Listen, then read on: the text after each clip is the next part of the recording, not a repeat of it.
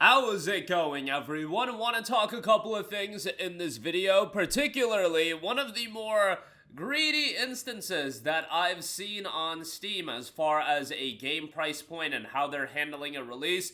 Look, I love NIS America. I will be transparent with you guys. NIS America sent me a copy of Legend of Heroes Trails Beyond the Horizon, and they sent me a copy of Ys 10 Proud Nordics, but I've been sent copies of games from a lot of different publishers, and I try to keep it real with you guys, and when I see some nonsense, I will call it out for the nonsense that it is, and we are going to be talking about Ys 10 Proud Nordics and the nonsense that's tied to this game's PC release. Already, it was a game that people were questioning its release and the $70 price tag. Ys 10 had just come out stateside, and conveniently, right after Ys 10 came out, Ys 10 Proud Nordics was announced. So Ys 10 came out on a delay stateside, and then they announced Proud Nordics over in Japan. But I think if Proud Nordics was announced first, a lot of people would have been like, hey, I'll wait on Ys 10.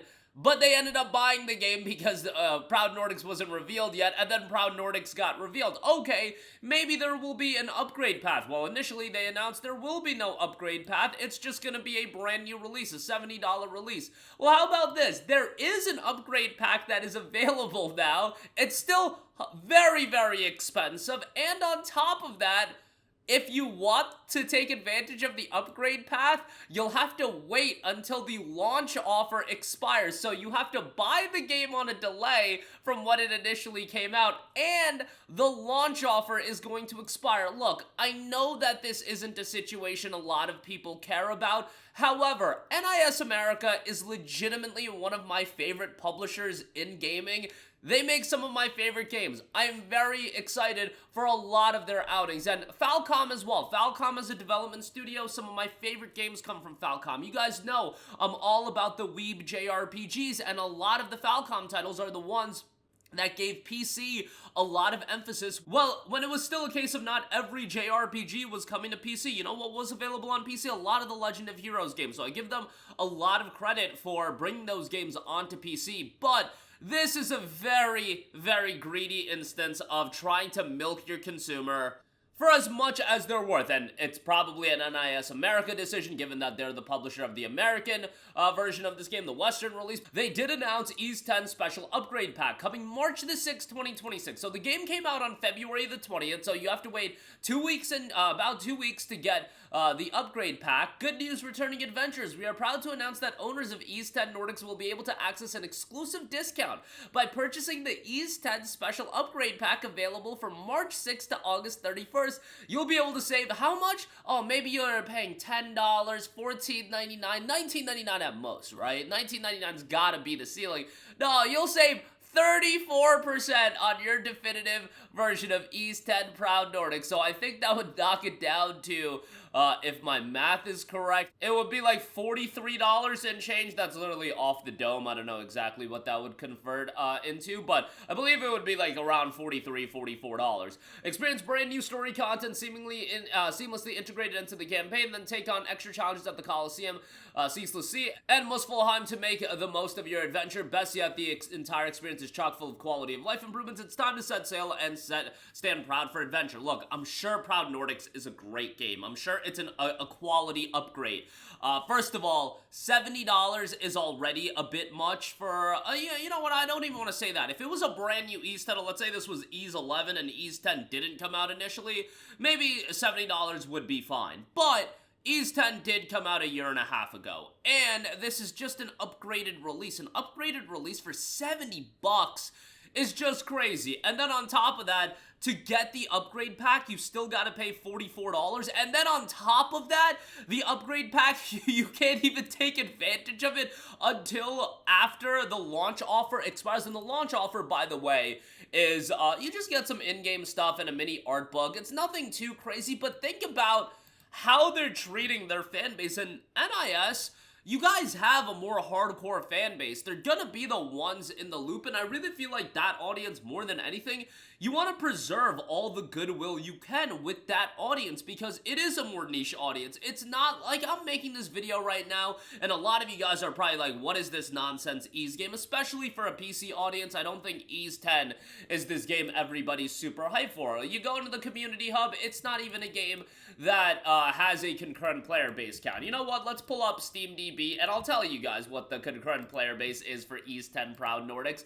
It's all-time peak is 451. You know, this game is not going to be this juggernaut of a release, but let's actually look up what Ease 10 Nordics' concurrent player count is. That was 1,500. You know, we're making moves out here. 1,500 concurrent players for Ease 10 Nordics, but, you know, maybe building some goodwill and then building on top of that would go a long way in expanding Ease. I'm not saying Ease has the potential to be this juggernaut of a franchise at the level of a Final Fantasy, Persona, or even a Tales of. I don't think Ease is ever going to get to that level, but could it be a consistent fixture? Could it continue growing and growing like very much like what Legend of Heroes is doing?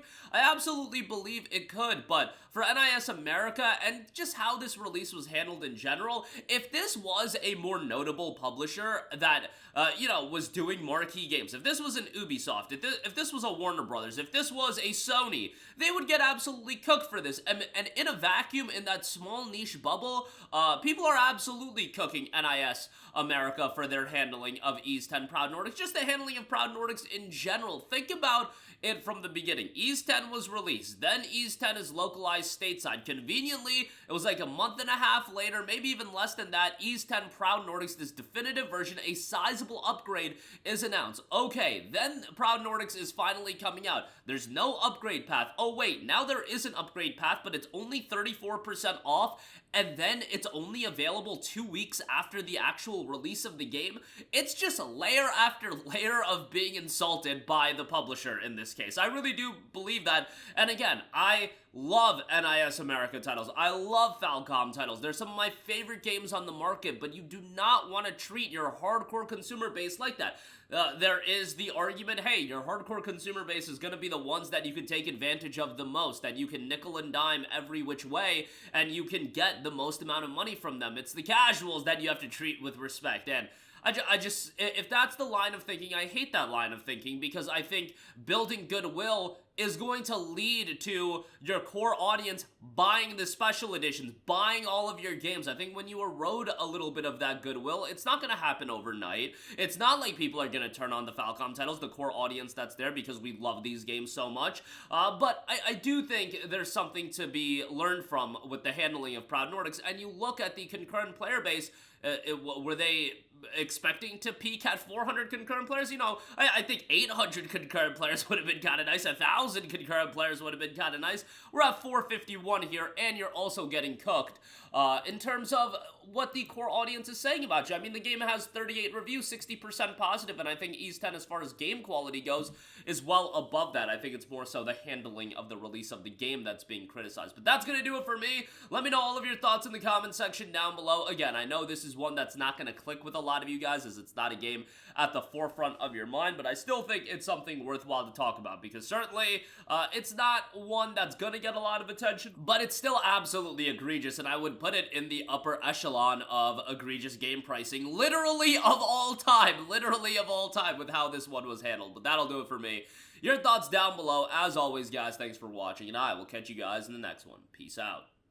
Hey, what's going on, guys? Mush here again. Hope you enjoyed the video. As you guys might know, YouTube's notification system is sometimes a little bit wonky, even if you're subscribed to the channel. Maybe you're not abundantly aware that I uploaded a video. To remedy that situation, make sure you hit the bell notification button. This way, whenever I upload a new video, and I try to upload as consistently as possible, you will be notified directly of the upload, and you can watch it as soon as it goes live. I would really appreciate if you guys hit that button so you can stay up to date with all of the content I'm posting. But as always, guys, thanks for watching, and I'll catch you guys in the next one. Peace out.